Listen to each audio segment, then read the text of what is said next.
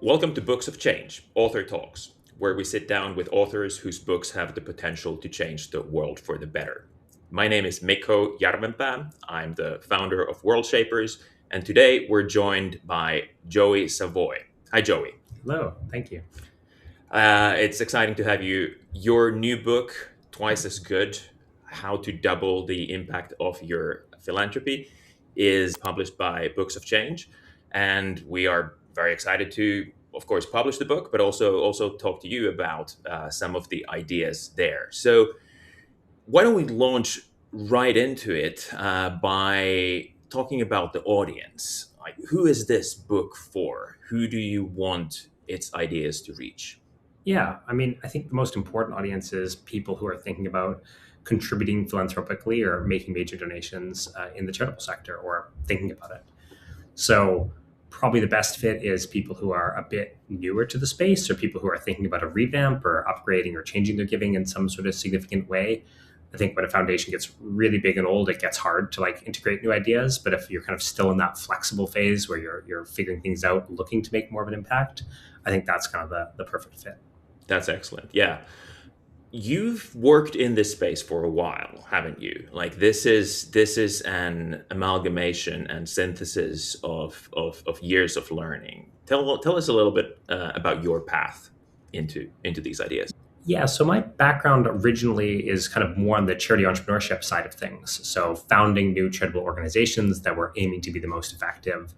That eventually turned into kind of like a school that helped other charities launch, and that eventually turned into a school that taught a bunch of different skills for the charitable and philanthropic sector, including grantmakers, how to become better at grant making. And the grant making side was really interesting right from the start in that there's not a ton of resources available in this sector. There's not like a PhD you can get in grant making. There's a few training courses here, a few training courses there. A lot of them were orientated towards psychology and, how it feels to grant make and kind of working through, sometimes guilt or these sort of aspects to do with it. But not a lot of them were very practical. Not a lot of them were specific enough of, okay, if you get in 100 grant proposals, how do you actually find the best charity? That was kind of missing. So taught for a bit there, and we came up with kind of a textbook that we used for teaching in that space, and that textbook got handed around to quite a lot of people. So part of this book is, okay, well, there's obviously appetite here. Even a boring, dry textbook kind of has some uptake. Perhaps something that's a little bit more interesting, that's a little bit more narrative, that's a bit more kind of built for the purpose of someone bumping into this content for the first time could be very helpful to the sector. Yeah, I think that's why we're excited by this as well. Like this is definitely not a boring textbook in that sense. Like this is full of your examples and learnings, but also like just so like really practical things for engaging in the activity, in the profession of grant making even, and not just kind of the high level of the why, but much more of the how. And I think that's Yeah. what's really exciting and fascinating here. It's hard to get some of this information. There's a lot of secrecy and privacy and anonymity that comes with philanthropic grant making. And I think often for pretty good reasons, right? Like if you're kind of known as a grant maker, you get a lot of people approaching you and trying to talk to you. But it does mean for other grant makers, it's pretty hard to learn the ropes. It's pretty hard to get the kind of grasp of the mistakes that maybe others have made in the field just 10 years ago, but never published anything on. So it's kind of this information gap that I think will be pretty intriguing to a lot of people of, oh, hey, here's how an internal foundation did it. And here's what worked. Oh, hey, here's how a different foundation did it. And here's what didn't work. It's just not information that you'll find online most of the time. Yeah, it almost strikes me as there's kind of a field building or a practice building aspect to your book. I mean, your book is a contribution to that, but I think in the grant making space in general, does that ring true at all? Yeah, I think that's right. I mean, the grant making space has evolved a ton over the years, but it's kind of in starts and fits. Something will kind of become trendy and it will kind of get past grant maker to grant maker, and they'll start integrating it in. I think a really interesting example of this is the randomista movement and the use of kind of evidence-based grant making. There was a time when that wasn't really a big thing. Not a lot of grant makers were thinking about, does this work, does this not? There was a bit more implicit confidence. And then lo and behold, we go and test a bunch of things. A whole bunch of charities don't work. Some work surprisingly well. And then now most grant makers have evidence as some sort of component in whether they're making a grant or not, and kind of how backed it is. And that's great. But yeah, it's slow trends, and it often is person to person, and this sort of thing. It's not systematic. It's not guaranteed to progress. It's kind of small fought wins. Yeah, yeah.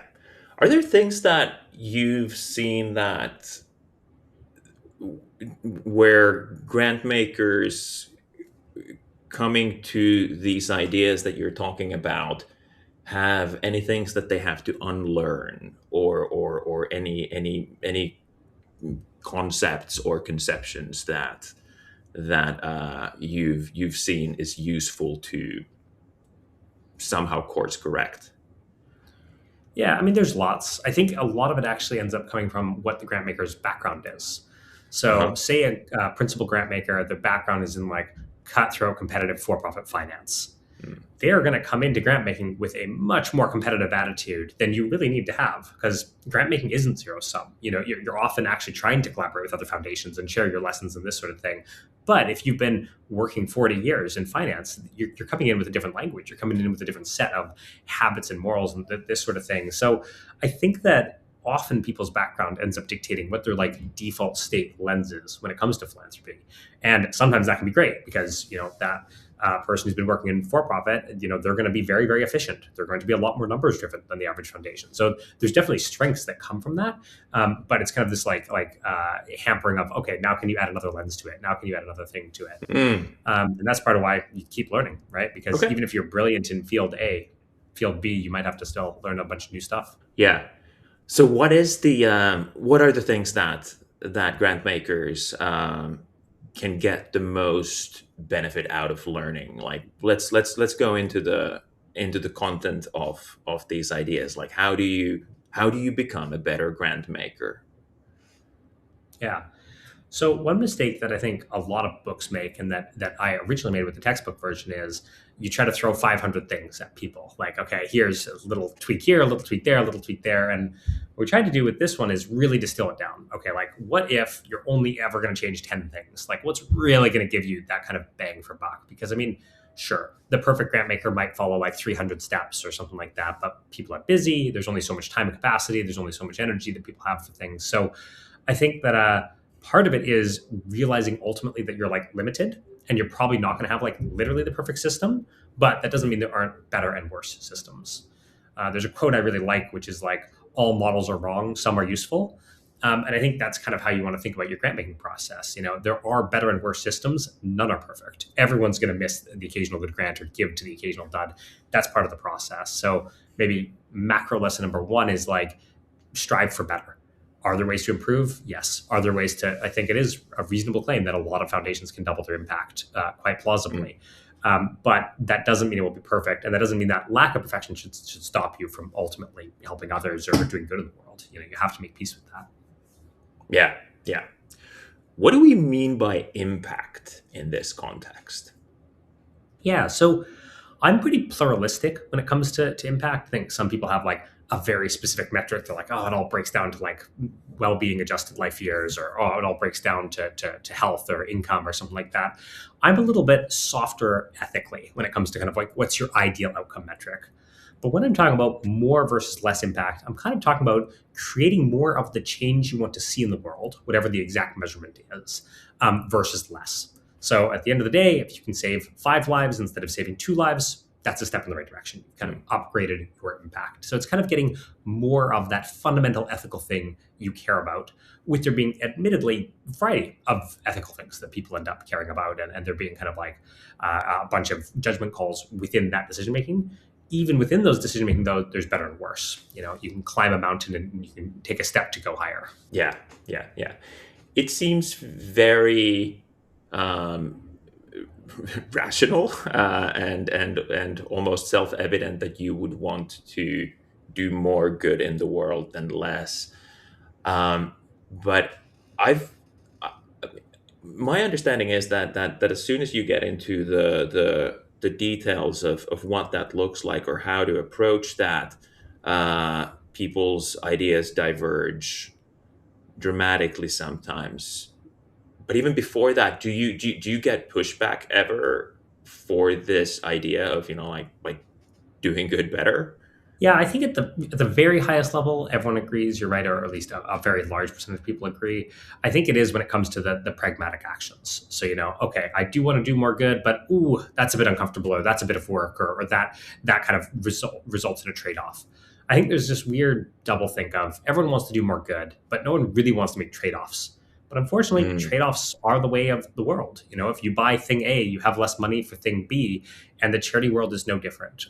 Every grant you give, you're implicitly making a trade-off that this grant is better than another grant, and you can kind of hide that. You can say, "Oh, I only looked at one charity and I just gave to that charity," but that just means you're just favoring whatever charity you bumped into first. You're still making that trade-off whether you kind of see it or not. So I think trade-offs are painful, and especially when trade-offs are ethically important, especially when a trade-off matters. People hate the idea of, oh, do I want to spend more time with my kids or more time with my aging parents?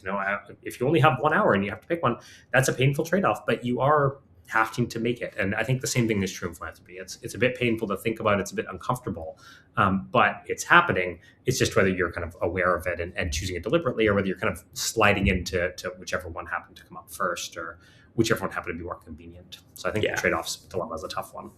Yeah. That makes sense. That makes sense. And I think you actually do a very good job of helping see those trade-offs and accept them.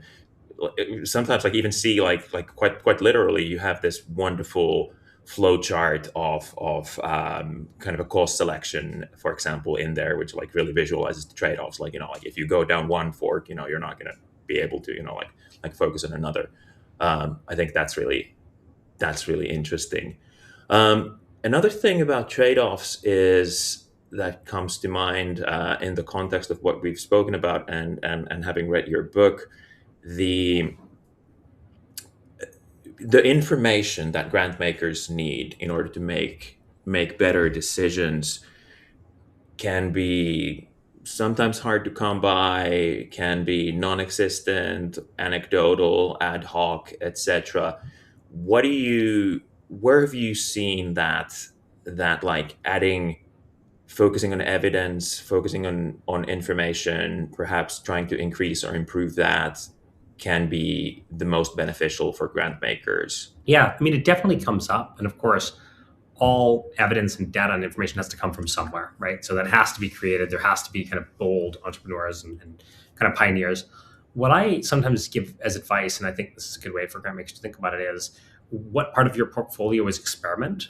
What kind of grant can you give that would then give you enough evidence to make a larger grant? So not every grant has to be the biggest grant you ever give, and some of them are going to be exploratory. So sometimes I think about what is the proportionate amount that makes sense to test this out. So say it's a new idea and you don't really know whether it works and you're kind of optimistic about it.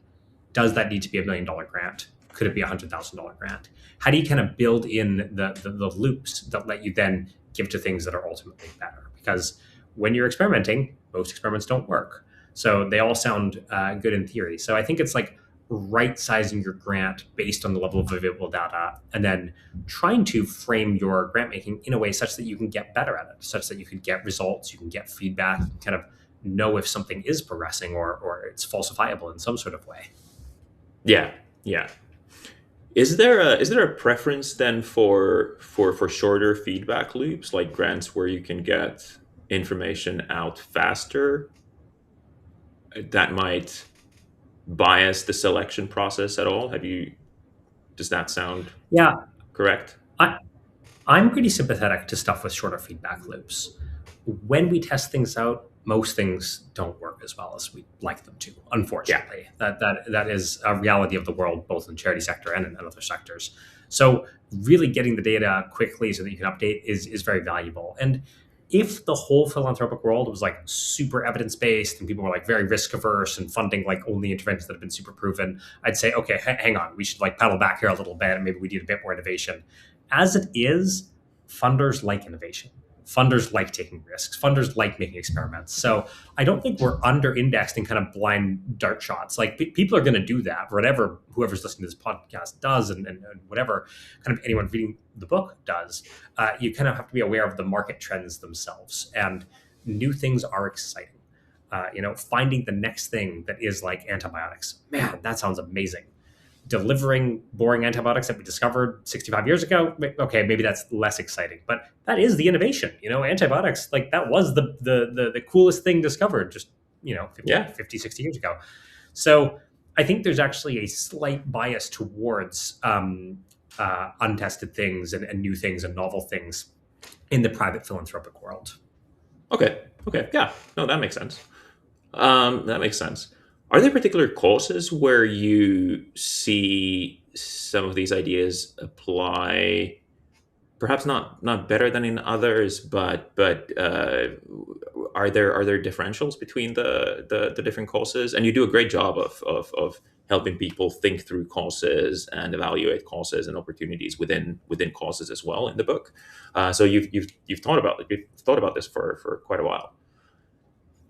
Yeah, I think cause areas are really interesting and exciting because this is one of the big ways to change how much impact you're having, right? If you ultimately pick a pretty short mountain to climb, you can only go so far up, and if you pick a really tall mountain, you can climb a long way. So, yeah, each cause, of course, is its own unique window. When I'm thinking about causes that need a bit more exploration, a couple things come to mind. Causes that are growing quite quickly. So if you Mhm. know that your cause area is gaining in popularity or gaining in size, maybe doing a little bit of innovation now is going to make sense because the bulk of the kind of like deployment to that cause area is actually in the future. It's not what's happening right now. So I think experimentation gets a bit more viable there. I think if it's a pretty new cause area in general, even if it's fixed funding, but you've only been running for a couple of years, then you haven't really done tests. So you kind of have to do tests to kind of figure out that cause area and that specialization.